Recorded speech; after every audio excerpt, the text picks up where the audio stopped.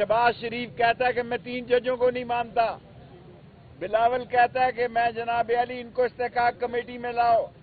फजलुर रहमान कहता है कि ये हिंदू का हथौड़ा है, नौजुबिल्लाह मिन ज़ालिक, अभी तक वो वहीं फिर रहा है। और यही नहीं, मैं वो जुमले इस्तेमाल नहीं कर सकता। पार्लियामेंट के अंदर जो कुछ हो रहा है वो अदलिया के साथ अदलिया के कंडक्ट की तौहीन, उनको तजलील करने की नाकाम कोशिश है। लेकिन मैं ज़मान पार्क में ये कहना चाहता हूँ, अदलिया जीतेगी, आइन और कानून जीतेगा। बिलाखिर कोई रास्ता नहीं रह गया इमरान खान के पास कॉल देने के अलावा। इमरान खान की पूरी कोशिश थी कि ये समझें और इलेक्शन की तारीख हो। 14 तारीख सुप्रीम कोर्ट ने डेट दी हुई है, लेकिन ये बिगोड़े हैं।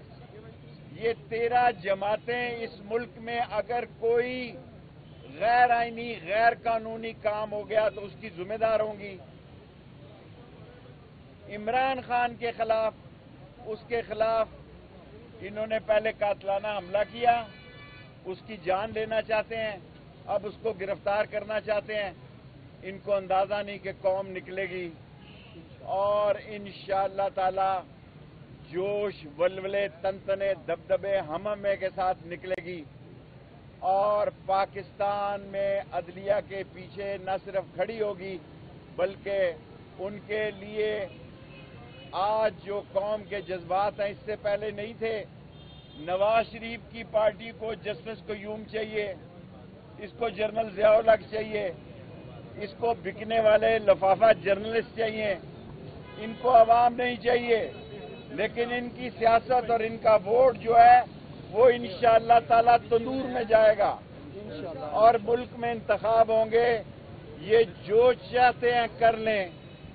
इमरान खान, मुझे मालूम नहीं, मैंने पूछा नहीं, सुबह उन्होंने इस्लामाबाद जाना है, कल वो उनको चोट लग गई। ये इमरान खान की मौजूदगी में, उसकी जिंदगी में और उसकी सड़कों, चौक और चौराहे की सियासत का मुकाबला करने के काबिल नहीं है। इसलिए ये चाहते हैं कि या इमरान खान शहीद हो जाए या इमरान खान को जेल में डाला जाए।